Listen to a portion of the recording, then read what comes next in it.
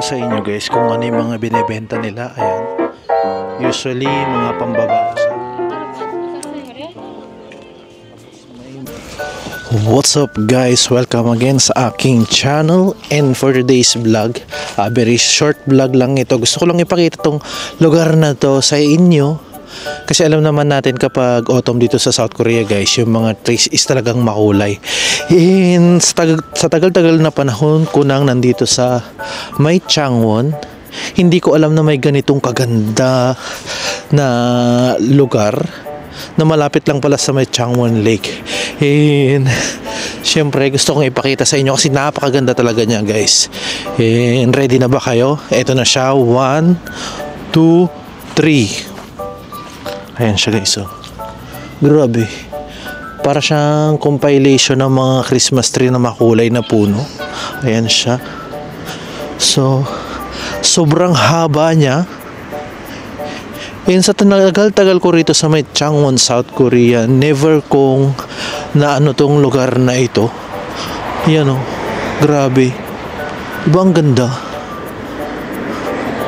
Talagang kumpul-kumpul siya. And kung mapapansin natin, maraming mga Korean ang nagaan dito, nagpipicture and naglalakad-lakad. Yan. Sama-sama tayong mga sa ganda guys, oh. Ganitong season lang siya maganda. Pagkasagsagan na siya ng winter usually, nakakalbo na siya. Pero this time napakaganda, oh. Di ba? Grabe. Di ba nakakamangha siya? Daanan siya, pinagigitnaan. Then makikita natin doon, oh. Di ba? Tarang! And of course, hindi magpapauli yung mga Korean sa pag-selfie dito sa kagandang lugar na to. Bali, itong lugar na to, makikita siya malapit sa may Changwon Lake. And surprisingly, mahigit 5 taon na ako dito, almost 10 years. Ngayon ko lang nakita tong lugar na to. And hindi ko maiwasan na mamangha.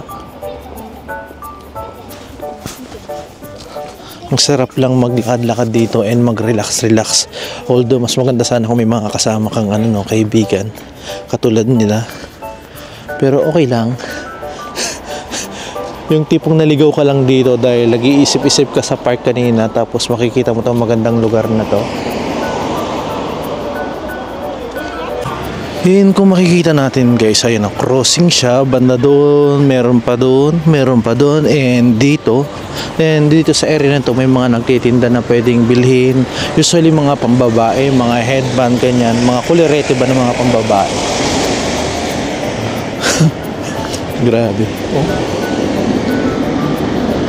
Diba? Tapos kung makikita natin, talagang makikita mo nang maporma yung mga Koreans dahil pumasok na ang winter dito sa South Korea guys. Grabe, ang ganda. Instagramable tong area na to. Sa mga gustong magpunta, dito lang yan sa Changwon, malapit sa Mayongji Park. Bali parang aabanti ka lang ng konti, din makikita mo siya.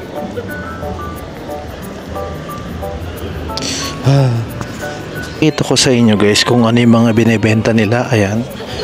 Usually mga pambabae siya. Tapos may mga chips din dito na pwedeng mag-pre-taste. Ayan, di ba? Oh, tsaka mga accessories.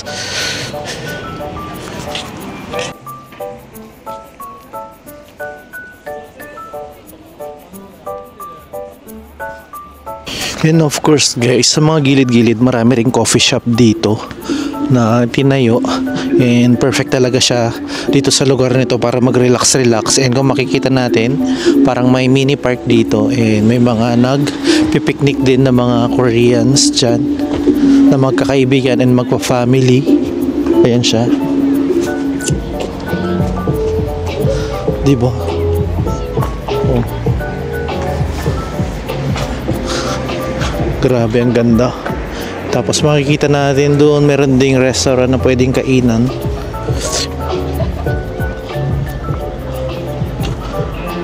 Grabe, sarap mag-relax dito sa area na to.